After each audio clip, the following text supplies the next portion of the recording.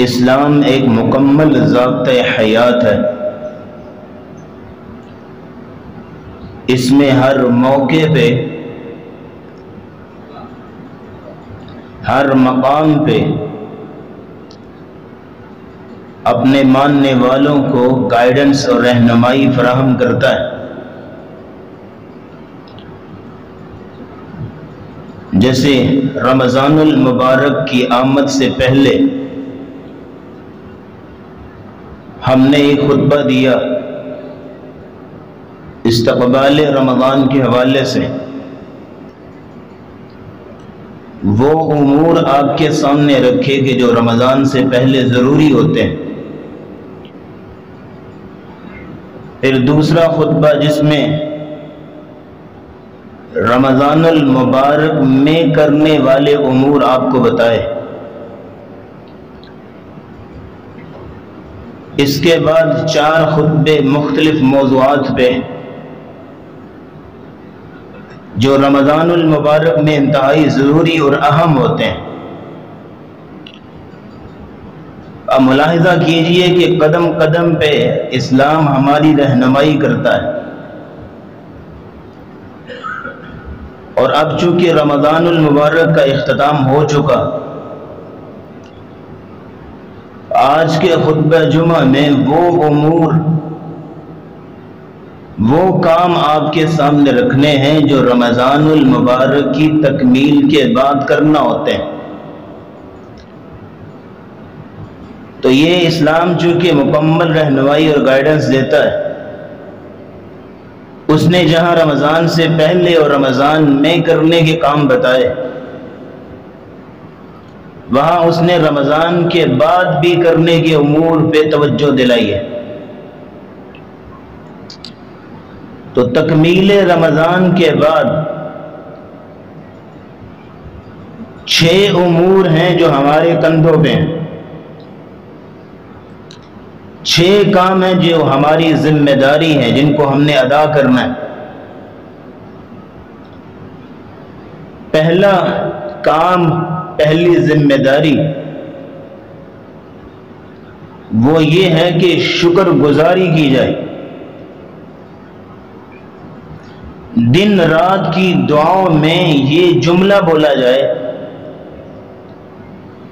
اے اللہ رمضان میں جو ہم نے محنت کی، جو عبادات کی، وہ سراسر تیرے فضل سے، تیری عنایت سے، تیری توفیق سے ہی ممکن ہوا، تیری عطا ہے، تیرا شکر ہے، تو قبول و منظور فرما۔ اپنا پلو جھاڑ کے ساری محنت کو اللہ کے کھاتے میں ڈال دے، کمیاں کوتاہیاں اللہ پوری کر دے گا۔ جیسے ذوالقرنین نے دیوار بنائی تھی یاجوج ماجوج کے سامنے، بڑی محنت کی، بڑی جد و جہد کی، دیوار مکمل ہوئی تو لوگوں نے بڑی تعریفیں کی، شکریہ ادا کیے کہ آپ نے ہماری مشکل آسان کر دی ہے، اتنا بڑا کام کیا آپ نے ہمارے لیے۔ تو ذوالقرنین نے ایک جملہ بولا، کہا ھذا رحمت من ربی، یہ میرے رب کی رحمت ہے، یعنی یوں پلو جھاڑ کے ساری محنت اللہ کے کھاتے میں ڈال دی۔ یہ کسی مومن کا شیوا ہوتا ہے، یہ مومن کا شعار ہوتا ہے کہ یا اللہ تیری کرم نوازی ہے، یہ سب تمہارا کرم ہے آقا کہ بات اب تک بنی ہوئی ہے، یا اللہ تیری کرم نوازی اور تیرا فضل ہے۔ آج کا جمعہ ایک ورکشاپ ہے، ایک پوری جو ہے وہ ٹریننگ کورس ہے، یہ چیک کرنے کے لیے کہ رمضان میں ہماری عبادات قبول ہوئی کہ نہیں، رمضان میں ہماری محنت عرش معلیٰ پہ پہنچی یا رستے میں رہ گئی ہے۔ حضرت جی آج کا جمعہ صرف میں یہاں پہ ناغا پورا کرنے کے لیے نہیں آیا کہ پچھلے نوٹس اٹھا کے یہاں کھڑا ہو گیا ہوں، اسی جذبے اسی نیت کے تحت تیاری کی ہے جس طرح رمضان میں تیاری کی تھی. اس لیے آج کے جمعے کو معمولی نہ سمجھنا. آج کا جمعہ اس میں اصول دیے جائیں گے آپ کو کہ کیسے آپ کو پتہ چلے گا کہ رمضان میں کی عبادت قبول ہو گئی. پہلا کام یہ ہے کہ شکر گزاری ہو اور قبولیت کا غم اپنے دل میں ڈال لیں. قبولیت کا غم، قبولیت کی فکر اپنے دل میں پیدا کریں کہ ہماری تراویح قبول ہوئی یا رستے میں رہ گئی. کہیں ہمارا قرآن پڑھا ہوا، تلاوت کیا ہوا رد تو نہیں کر دیا گیا. کہیں ہماری کی ہوئی خیرات صدقہ نعوذ باللہ منہ پہ نہیں مار دی گئی ہمارے. قبولیت کا غم، قبولیت کی فکر اپنے دل میں ڈالیں اور ساتھ میں شکر گزار بندہ بنے. اللہ کی توفیق پہ، اس کی عنایت پہ. اصول ہے اللہ کا لَإِن شَكَرْتُمْ لَأَزِيدَنَّكُمْ، اگر تم شکر کرو گے تو تمہیں اور زیادہ دوں گا. جس عطا پہ، جس نعمت پہ اللہ کا شکر ادا کرو گے وہ اور ملے گی. عبادت کی توفیق اللہ کا بہت بڑا انعام ہے، بہت بڑی عطا اور نعمت ہے. اس توفیق پہ شکر ادا کرو گے اللہ اور توفیق دے گا. نبی اسلام کی حدیث ہے صحیح مسلم میں، آپ نے فرمایا ان اللہ لا یرضى عن العبد ان یاکل الاکل فیحمدہ علیہا.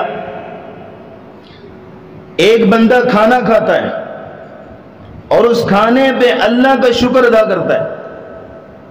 ان اللہ لا یرضى عن العبد، اللہ اس بندے سے راضی ہو جاتا ہے. ایک پانی کا گھونٹ پیا، اس پہ اللہ کا شکر ادا کیا، اللہ اس بندے پہ راضی ہو جاتا ہے. یہاں تو کھانے پینے کی بات ہو رہی ہے جو آپ کا ٹیسٹ ہے، آپ کا مزہ ہے، آپ کا لطف ہے، اس پہ بندہ شکر ادا کر رہا ہے، اللہ راضی ہو رہا ہے. عبادت کی توفیق پہ، نماز کی توفیق پہ، قرآن کی تلاوت کی توفیق پہ، صدقہ خیرات کرنے کی توفیق پہ اگر بندہ اللہ کا شکر ادا کرے گا تو سوچیں اللہ کتنا راضی ہوگا. آپ کا یہ شکر ادا کرنا شیطان کی کمر پہ کوڑے بن کے برسے گا. جب آپ کی زبان سے یہ نکلے گا مالکا تیرا شکر ہے تو نے توفیق دی تھی، اللہ تیری طرف رحمتوں کے منہ اور کھولے گا اور توفیقیں دے گا تمہیں. یار سب کو توفیق نہیں مل گئی. جس دل جمی سے آپ نے قرآن پڑھا رمضان میں، جس نیت سے آپ نے تراویح پڑھی ہے، جس شوق سے آپ نے روزے رکھے ہیں، جس جستجو سے آپ نے جو ہے وہ صدقہ خیرات کیا ہے، ساروں نے نہیں کیا. سب کو یہ توفیق نہ ملی، آپ کو توفیق ملی. مطلب یہ ہے آپ چنیں گے، اللہ نے منتخب کیا آپ کو. معمولی نہیں ہے آپ، اللہ کا بڑا فضل ہے آپ کے اوپر. اس لیے اس فضل پہ، اس عطا پہ، اس عنایت پہ اللہ کا شکر ادا کریں. وہ دعا جو ہم نے عید کے خطبے میں بھی آپ کو بتائی تھی، اللہم اعنی علی ذکرک و شکرک و حسن عبادتک. اللہ سے توفیق مانگنے کی سب سے بڑی دعا ہے یہ. اس میں 3 جملے ہیں. اللہم اعنی، یا اللہ میری مدد کر. کس چیز پہ؟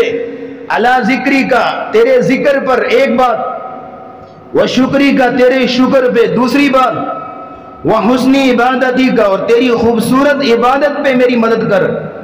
3 چیزیں، اور اس میں درمیانی چیز شکر ایڈ کی گئی. معنی ذکر کی اور اچھی عبادت کی توفیق تب ملے گی جب شکر کرو گے. شکر ہوگا تبھی توفیق ملے گی. تو پہلا کام رمضان کی تکمیل کے بعد وہ یہ ہے کہ اللہ کا شکر بجا لانا اور اپنے دل میں قبولیت کی فکر اور غم پیدا کرنا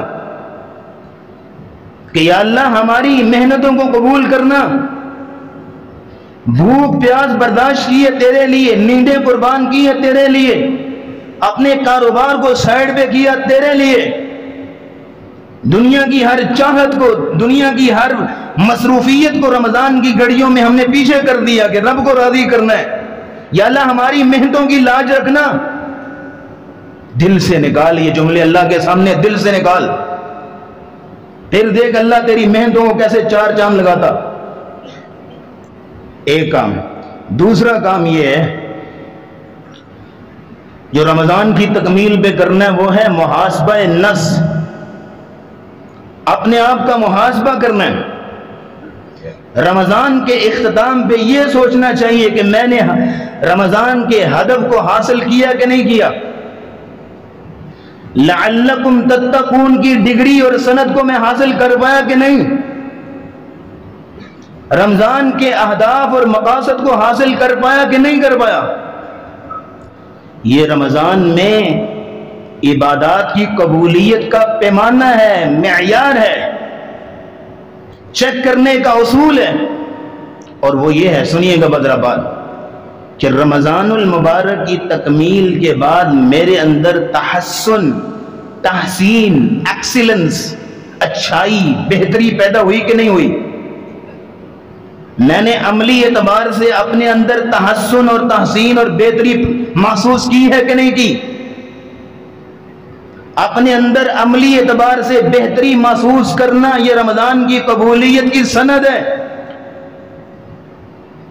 رمضان سے پہلے اگر کوئی برائیاں تھیں، میرے اندر کمیاں کوتاہیاں تھیں، رمضان کے بعد وہ برائیاں دور ہو گئی، میں ایک اچھا انسان بن گیا، تو قبولیت کی سند مل گئی۔ اگر رمضان سے پہلے اچھا تھا تو اب اور اچھا ہوا کہ نہیں ہوا؟ اگر رمضان سے پہلے اور اچھا تھا تو اب سب سے اچھا ہوا کہ نہیں ہوا؟ کوئی امپرومنٹ، کوئی بہتری، کوئی اچھائی میرے اندر پیدا ہوئی کہ نہیں ہوئی؟ الغرض مقصد یہ ہے، یہ پیمانہ ہے رمضان کی قبولیت کو چیک کرنے کا، کہ کوئی نہ کوئی اچھائی، کوئی نہ کوئی امپرومنٹ میرے اندر پیدا ہوئی کہ نہیں۔ یہ ماہ رمضان کی 30 دنوں کی محنت نا انسان کو کندن بناتی ہے، انسان کو کندن بناتی ہے، انسان کو اس قابل بناتی ہے کہ وہ اللہ کا برگزیدہ اور مقرب بندہ بنتا ہے۔ یہ قبولیت کا معیار ہے، پیمانہ ہے کہ میرے اندر نکھار پیدا ہونا چاہیے۔ یعنی یہ دوسرا کام ہے رمضان کی تکمیل کے بعد، اپنا محاسبہ کرے انسان کہ رمضان کے اہداف اور مقاصد کو حاصل کیا کہ نہیں۔ اچھا، جو بڑے بڑے اہداف ہیں جیسے تقوی ہے، صبر ہے، للہیت ہے، خشیت ہے، عبادت کی لگن اور شوق میرے اندر پیدا ہوا کہ نہیں، یہ بڑے بڑے لیول ہے، بڑے بڑے پیمانے ہیں۔ اگر یہ جس کو مل گئے تو خوش ہو جائے، اللہ نے اس کو سر کے بالوں سے لے کے پاؤں کے ناخنوں تک قبول کر لیا ہے، یہ جس کے اندر پیدا ہوئے ہیں۔ چلو یار، یہ بڑے بڑے پیمانے نہیں پیدا ہوئے تو چھوٹا پیمانہ، کم از کم کوئی نہ کوئی بہتری میں نے محسوس کی ہے، کوئی نہ کوئی اچھائی جس پہ میں اپنے آپ کو اپریشیٹ کروں، اپنی تعریف خود کروں، یار یہ کمال پیدا ہوا میرے اندر۔ اگر ایک بھی اچھائی محسوس نہیں ہو رہی، ایک بھی بہتری محسوس نہیں ہو رہی، تو حضرت جی نظر ثانی کیجیے کہ رمضان کہاں گنوا دیا آپ نے۔ دیکھیں، غلطیاں ضرور ہوں گی، کمیاں کوتاہیاں ضرور ہوں گی، اللہ معاف کرنے والا ہے، لیکن کوئی نہ کوئی بہتری تو پیدا ہو۔ تو یہ دوسرا بڑا کام ہے رمضان کی تکمیل کے بعد، محاسبہ کرنا اپنا، یہ دیکھنا ہے کہ میں کس لیول پہ کھڑا ہوں، کس نہج پہ کھڑا ہوں، اور جو کمیاں کوتاہیاں ہوئی ہیں ان کو ذہن میں رکھیے، آئندہ سال وہ دہرانی نہیں۔ تیسرا کام جو رمضان کی تکمیل پہ کرنا ہے وہ یہ ہے، جو سب سے اہم ہے، نیکیوں کی حفاظت کرنی۔ جو رمضان میں نیکیاں کمائیں، محنت کی، ان کی حفاظت۔ یہ نیکی کرنے کے بعد سب سے بڑی ذمہ داری ہے جو ہمارے کندھوں پہ عائد ہوتی ہے۔ یاد رکھیے، عمل کی قبولیت کے لیے 3 چیزیں چاہیے ہوتی ہیں۔ ان 3 چیزوں کو بتانے سے پہلے 3 آیتیں آپ کے سامنے رکھنا چاہتا ہوں۔ قرآن کی یہ 3 آیتیں، جب قرآن پڑھتے ہوئے ان آیتوں پہ آئے نا تو کام جا کریں۔ اللہ کی قسم، انسان کے دل میں کب کبھی پیدا ہو جاتی ہے ان 3 آیتوں کو پڑھ کے۔ پہلی آیت سورہ فرقان کی آیت نمبر 23 ہے، 19واں پارہ آپ شروع کریں نا تو 4تھی لائن ہے یہ والی، وَقَدِمْنَا إِلَى مَا عَمِلُوا مِنْ عَمَلٍ فَجَعَلْنَاهُ هَبَاءً مَنْثُورًا۔ قیامت کے دن اللہ ان لوگوں کو جنہوں نے بڑی محنتیں کی اعمال میں لیکن کمیاں کوتاہیاں، وہ جو قبولیت کا معیار تھا اس کو پورا نہیں کیا، اعمال بڑے کیے، اللہ رب العزت ان کے اعمال کو یوں غبار بنا کے اڑا دے گا، کوئی ضرورت نہیں تمہارے اعمال کی۔ دوسری آیت جو سورۃ الغاشیہ میں عاملۃ ناصبہ تصلی نارا حامیہ، عمل کر کر کے تھکے ہوئے ہوں گے لوگ، اتنے عمل کیے لیکن اس کے باوجود بھی تصلی نارا حامیہ، کھولتی ہوئی جہنم میں پھینک دیے جائیں گے۔ وجہ کیا ہے کہ قبولیت کا معیار جو تھا اس کو حاصل نہیں کیا۔ تیسری آیت سنیے، پھر قبولیت کا معیار بتاتا ہوں۔ تیسری آیت جو سورہ بقرہ کی آیت نمبر 266، اللہ رب العزت فرماتے ہیں اَيَوَدُّ أَحَدُكُمْ أَن تَكُونَ لَهُ جَنَّةٌ مِّن نَخِيلٍ وَأَعْنَابٍ تَجْرِي مِن تَحْتِهَا الْأَنْهَارُ۔ ایک بندے کی مثال بیان کی اللہ نے جس کا بڑا عمدہ باغ ہے، نہریں جاری ہیں اس باغ کے اندر، ہر قسم کا پھل موجود ہے، وہ بندہ بہت بوڑھا اور ضعیف العمر ہو چکا ہے، مثال سمجھیے گا، بڑا بوڑھا اور ضعیف العمر ہو چکا ہے اور بچے بھی چھوٹے چھوٹے ہیں۔ وَلَهُ ذُرِّيَّةٌ ضُعَفَاءُ فَأَصَابَهَا إِعْصَارٌ فِيهِ نَارٌ فَاحْتَرَقَتْ، یک لخت آگ آئی اور پورا باغ جو ملیا میٹ کر دیا۔ یہ مثال بیان کی اللہ نے۔ اب وہ شخص اتنا بوڑھا ہے کہ خود نہیں کما سکتا دوبارہ، اس کے بچے بھی بالکل چھوٹے چھوٹے ہیں کہ اپنے باپ کا ہاتھ نہیں بڑھا سکتے، ہاتھ بڑھانا تو دور کی بات، اپنے پاؤں پہ خود نہیں کھڑا ہو سکتے۔ یہ مثال اس بندے کے لیے کہ زندگی میں بڑی محنت کی، ایک باغ کھڑا کیا نیکیوں کا، لیکن قیامت کے دن وہ سارا باغ ملیا میٹ، اب اس کے بعد اتنا ٹائم نہیں، وقت نہیں کہ اپنے آپ کو اپنے پاؤں پہ کھڑا کر سکے، نیکیاں کما سکے، وہ ساری محنت ملیا میٹ ہو گئی۔ یہ تین آیتیں ہیں جو ہمیں بتاتی ہیں کہ جب تک قبولیت کا معیار ہم نے حاصل نہ کیا ہماری عبادت قبول نہیں ہے۔ اور قبولیت کے معیار میں تین چیزیں، بات سنیے گا۔ نمبر ایک، عمل میں صالحیت پیدا ہو، آپ کے عمل میں صالحیت کا رنگ ہو، یعنی عمل اللہ کی رضا کے لیے اور عمل سنت کے مطابق، یہ دو چیزیں ملتی ہیں تو عمل میں صالحیت پیدا ہوتی ہے۔ نمبر دو، عمل کے اندر دوام اور تسلسل ہو، چھٹی اور ناغہ نہ ہو، دو نمازیں پڑھ لی، تین چھوڑ دی، تین پڑھ لی، دو چھوڑ دی، اس طرح کا عمل اللہ کو نہیں چاہیے۔ یہ تین آیتیں جو آپ کے سامنے رکھی ہیں نا، عمل قابل قبول نہیں ہوا ان تین لوگوں کا، اس کی وجہ یہ ہے کہ قبولیت کا معیار پورا نہیں ہے۔ تو نمبر ایک، صالحیت کا رنگ، نمبر دو، عمل میں دوام ہو، چاہے دو رکعتیں پڑھے انسان لیکن کچھوے کی طرح رینگتا رہے، جڑا رہے اللہ کے ساتھ، تعلق نہ توڑے اللہ سے اپنا۔ عمل میں حفاظت کی ایک بہت بڑی دلیل ہے ہمارے پاس، دو چیزیں۔ تیسری چیز یہ ہے کہ عمل کی حفاظت کرنی، عمل کی حفاظت، برا نہ منائیے گا جملہ بولنے لگا ہوں، اپنے اعمال پہ رمضان میں کی گئی محنت پہ سانپ بن کے بیٹھ جائیں۔ عمل کرنا بڑی بات نہیں ہے، اس عمل کو، اس کی حفاظت کر کے اس عمل کو اپنے ساتھ قبر میں لے کے جانا، یہ بڑی بات ہے۔ نماز پڑھنے کے بعد، جمعہ پڑھنے کے بعد آپ ذمہ داری سے بری نہیں ہو گئے، بلکہ نماز پڑھنے کے بعد، جمعہ پڑھنے کے بعد آپ کے کندھوں پہ اس سے بڑی ذمہ داری عائد ہوگی کہ آج آپ نے جو جمعہ پڑھا نا، اس جمعے کو آپ نے اپنے ساتھ قبر میں لے کے جانا ہے۔ یہ اصل چیز ہے، عمل کی حفاظت۔ کیونکہ جس طرح نیکیاں کرنے سے نیکیاں برائیوں کو ختم کر دیتی ہیں، اسی طرح برائیاں جو ہے وہ نیکیوں کو ختم کر دیتی ہیں۔ ایک مثال لے لیجئے، نبی اسلام نے فرمایا ایاکم والحسد فإن الحسد تأکل الحسنات كما يأکل النار الحطب۔ آپ نے فرمایا لوگوں حسد سے بچو۔ وجہ کیا ہے؟ آپ نے فرمایا جس طرح آگ لکڑی کو کھا جاتی ہے، اس طرح حسد نیکیوں کو مٹا دیتا ہے اور ختم کر دیتا ہے۔ تو تیسرا کام جو ہمارے کندھوں پہ، عمل کی حفاظت، اپنے کیے درے پہ خود نہ پانی پھیریے. وَلَا تَكُونُوا كَالَّتِي نَقَضَتْ غَزْلَهَا مِن بَعْدِ قُوَّةٍ أَنْكَاسًا. قرآن نے نا ایک مثال بیان کی, میری طرف دیکھیے گا. جو نا میری سامعین میں, آڈینس میں وہ چیز نظر نہیں آ رہی جو رمضان کے اندر جوش تھا سننے کا. برا نہ منائیے گا, شاید تھکے ہیں یا میری آواز میں اتنی وہ چاشنی نہیں پیدا ہو رہی.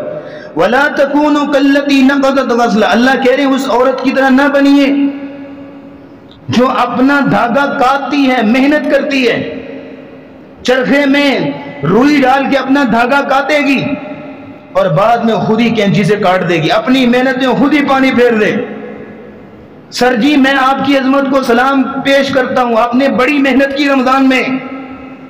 مجھے اس طرح سادہ اس بندے پہ کہ رمضان میں بڑی محنت کی, رمضان المبارک میں بھوک پیاس برداشت کی, نیند قربان کی, اتنی محنت کی, اور رمضان کے بعد اپنی آنکھوں کی آوارگی سے, اپنی تنہائی کی گندگی سے اور طرح طرح کے گناہوں سے اپنی محنت کو خود ہی ڈبو رہا ہے,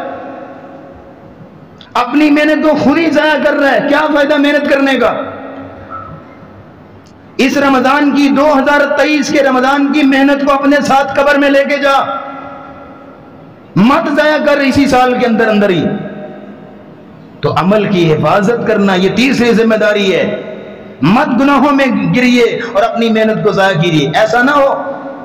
چوتھے نمبر پہ جو ایک بڑی امپورٹنٹ بات یہ ہے جو رمضان کی تکمیل پہ کرنی ہے, وہ یہ ہے کہ اپنے اس روحانی سفر کو, اپنے اس ایمانی سفر کو, اپنی اس روحانیت کو رمضان میں جو آپ کے اندر اڈاپٹ ہوئی تھی اس کو جاری رکھیے.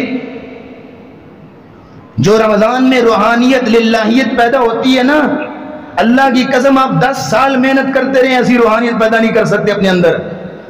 جو رمضان کے اندر آپ کے اندر للہیت اور شوق پیدا ہوتا ہے, لیکن اصول یہ ہے کہ اس کو قائم رکھیں, توڑے نہیں. رمضان ختم ہوا ہے, اسلام ختم نہیں ہوا. اسلام تو آپ کا اسلام آپ کی آخری سانس تک جاری ہے. حضرت ابوبکر صدیق رضی اللہ تعالیٰ عنہ نے جو رسول اللہ صلی اللہ علیہ وسلم کی وفات کے موقع پہ تقریر کی تھی, جو جملہ بولا تھا نا, آج وہ بولنے کو دل کر رہا ہے. رسول اللہ کی وفات کے موقع پہ ابوبکر صدیق رضی اللہ تعالیٰ عنہ کیا کہا تھا؟ لوگوں من کان منکم یعبد محمدا فإن محمدا قد مات ومن کان منکم یعبد اللہ فإن اللہ حی لا یموت. لوگوں تم میں سے جو رسول اللہ محمد صلی اللہ علیہ وسلم کی عبادت کرتا تھا تو اس کے لیے اطلاع یہ ہے کہ رسول اللہ فوت ہو گئے, اس کی عبادت کا وقت ختم ہو گیا.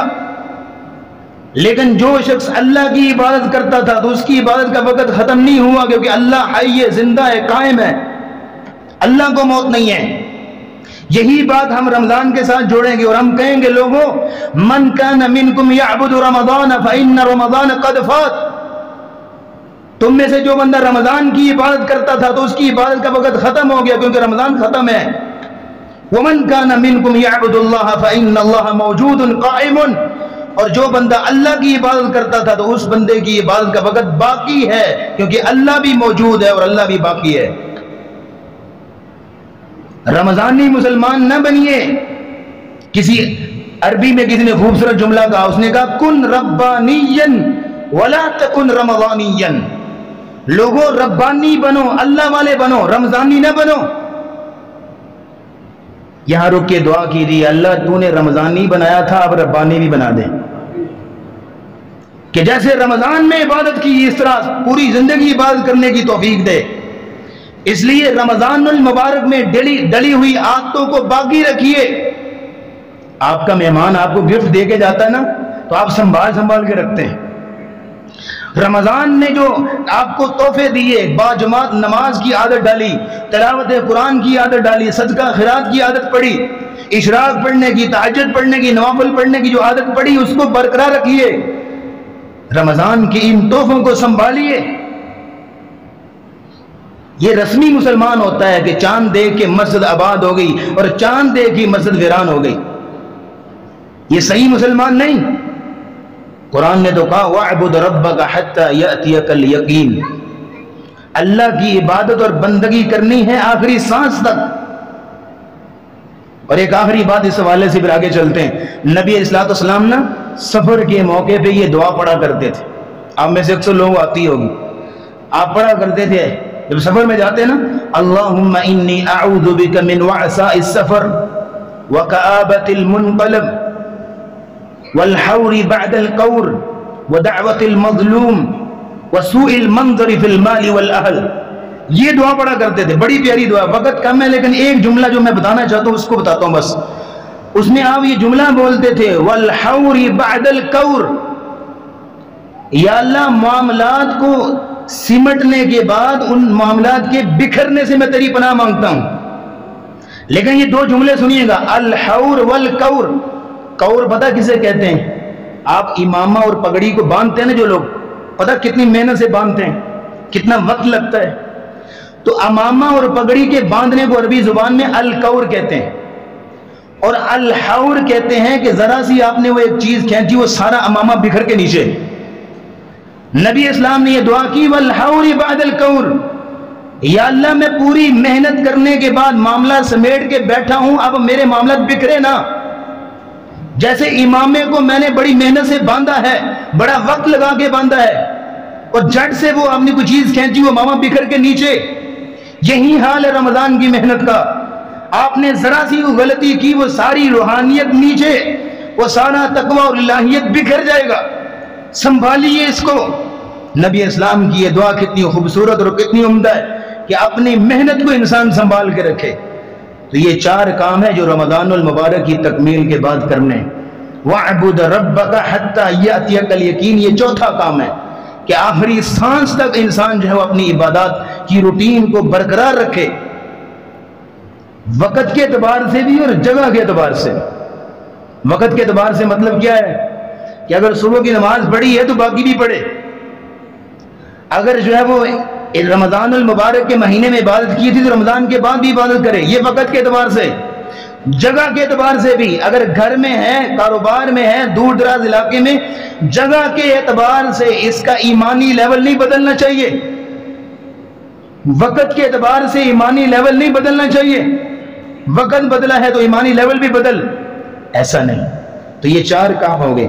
5واں اور سیکنڈ لاسٹ کام یہ ہے جو رمضان کی تکمیل پہ کرنا ہے، وہ یہ ہے کہ رمضان المبارک میں جو روزے چھوٹ گئے تھے نا ان کی قضائی دینی. جن لوگوں کے 2023 کے رمضان 30 دنوں کی گنتی پوری ہے وہ تو مبارکباد کے مستحق ہیں، یہ کام ان کے لیے نہیں ہے. لیکن جن کے روزے چھوٹ گئے، جیسے خواتین ہیں وہ پورے رمضان پورے مہینے کے روزے نہیں رکھ سکتی، تو ان کے اب وقت ہے کہ اپنے چھوٹے ہوئے روزوں کی قضائی دیں. اور ویسے بھی جو شخص مسافر تھا رمضان میں، شرعی عذر کی بنا پہ روزہ چھوڑ دیا، یا بیمار ہو گیا تھا رمضان میں، شرعی عذر کی بنا پہ روزہ چھوڑ گیا، تو جتنے چھوڑے تھے اتنے اب وہ گنتی پوری کرے گا. فَعِدَّةٌ مِّنْ أَيَّامٍ أُخَرَ، وہ خواتین جو اپنے بچوں کو دودھ پلا رہی تھیں یا امید سے تھی رمضان، یعنی کسی بھی شرعی عذر کی بنا پہ رمضان کے روزے چھوٹ گئے، اب ان کی گنتی پوری کرے گی. لیکن جو بندہ رمضان میں لا علاج مریض تھا، ضعیف العمر بوڑھا تھا، اس نے رمضان میں فدیہ دے لیا، اس کا معاملہ ختم ہے. یہ اس پہ ہے جس کے رمضان کی گنتی ابھی پوری نہیں ہوئی. اور اسی طرح ایک اور بات سنیے، رمضان المبارک میں آپ کی فیملی میں سے کوئی ایک فرد ہے جس نے رمضان میں روزے پورے نہیں رکھے، کسی وجہ سے چھوٹ گئے، اب اگلے رمضان سے پہلے وہ فوت ہو جاتا ہے. اب اس کے ذمے ہیں اس کے روزے 2 4 6 8 10 جتنے بھی اس کے ذمے ہیں، لیکن وہ دنیا سے جا چکا، وہ تو نہیں رکھ سکتا. نبی اسلام نے فرمایا من مات وعلیہ صیام صام عنہ ولیہ، جو بندہ فوت ہو جائے اور اس کے ذمے روزے تھے اس کا ولی اس کی طرف سے روزہ رکھے گا، اس کے گھر کا سربراہ جتنے بھی روزے چھوٹے تھے اس کا ولی اس کی طرف سے روزہ رکھے گا. یہ میت کے لیے سب سے بڑا اصال ثواب ہے، یہ میت کے لیے سب سے بڑا صدقہ جاریہ ہے کہ اس کے چھوٹے ہوئے روزوں کو پورا کیا جائے. اور ایک اور بات سنیے گا، نبی صلی اللہ علیہ وسلم کا معمول یہ تھا، آپ اسلام نے جو تعلیم دی صحابہ کو، یہ جو چھوٹے ہوئے روزے نہیں، اس کے لیے آپ کے پاس پورے جو ہے وہ 11 مہینوں کا ٹائم ہے. یہ شوال سے لے کے اگلے رمضان شروع ہونے تک آپ اپنی تقسیم کر لیجئے کہ آپ نے کب روزے رکھنے.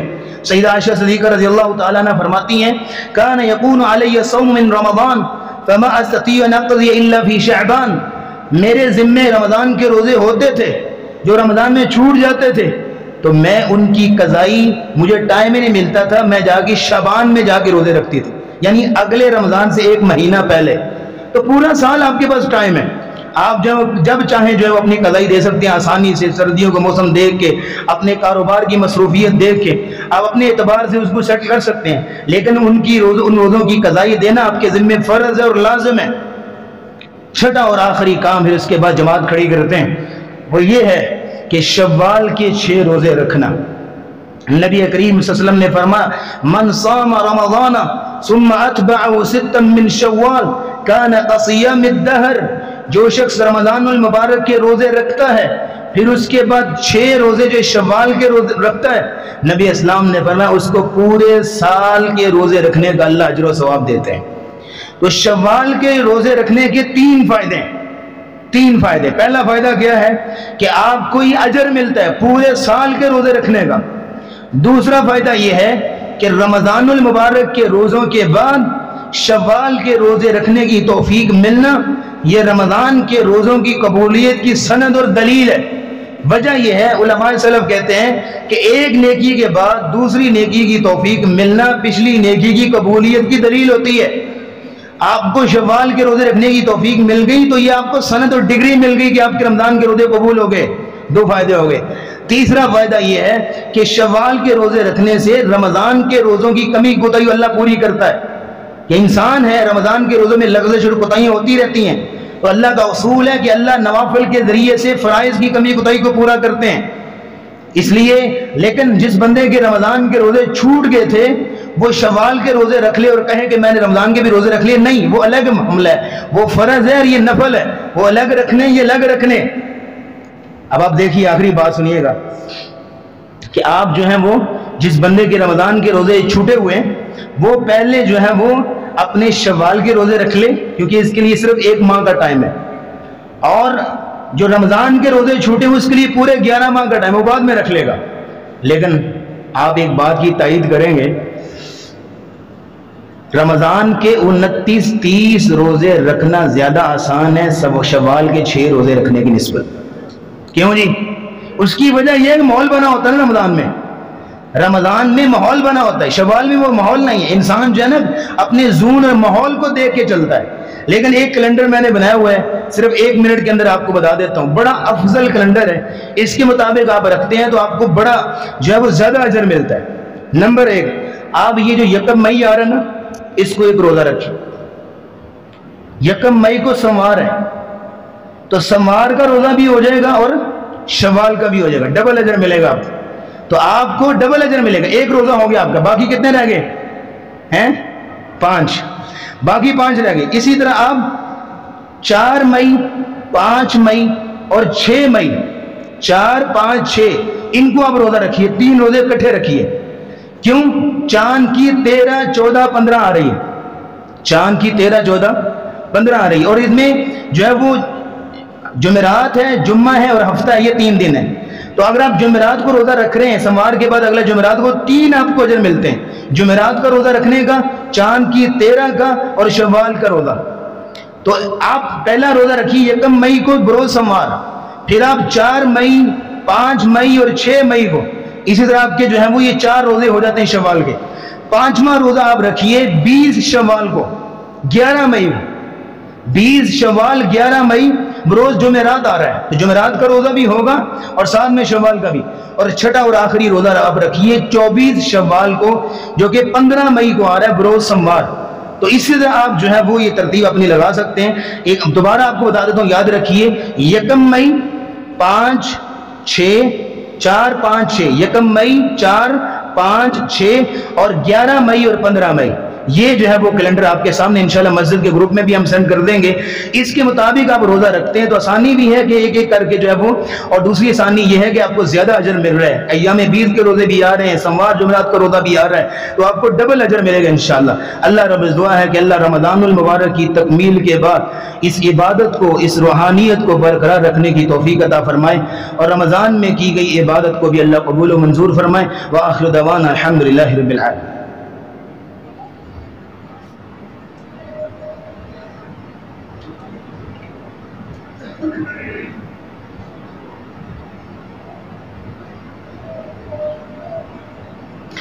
إن الحمد لله نحمده ونستعينه ونستغفره ونعوذ بالله من شرور أنفسنا وسيئات أعمالنا. من يهده الله فلا مضل له ومن يضلل فلا هادي له. ونشهد أن لا إله إلا الله وحده لا شريك له وأن محمدا عبده ورسوله. اللهم صل على محمد وعلى آل محمد كما بارك وسلم عليه. اللهم اشف مرضانا ومرضى المسلمين. أذهب البأس رب الناس واشفي أنت الشافي. لا شفاء إلا شفاؤك شفاء لا يغادر سقما. اللهم ألبسنا لباس الصحة والعافية. اللهم اشفنا شفاء كاملا عاجلا. اللهم أحسن عاقبتنا في الأمور كلها وأجرنا من خزي الدنيا وعذاب الآخرة. ربنا آتنا في الدنيا حسنة وفي الآخرة حسنة وقنا عذاب النار. ربنا ظلمنا أنفسنا وإن لم تغفر لنا وترحمنا لنكونن من الخاسرين. ربنا تقبل منا إنك أنت التواب الرحيم. وصلى الله تعالى على رسوله خير خلقه محمد وعلى آله وأصحابه أجمعين برحمتك يا أرحم الراحمين.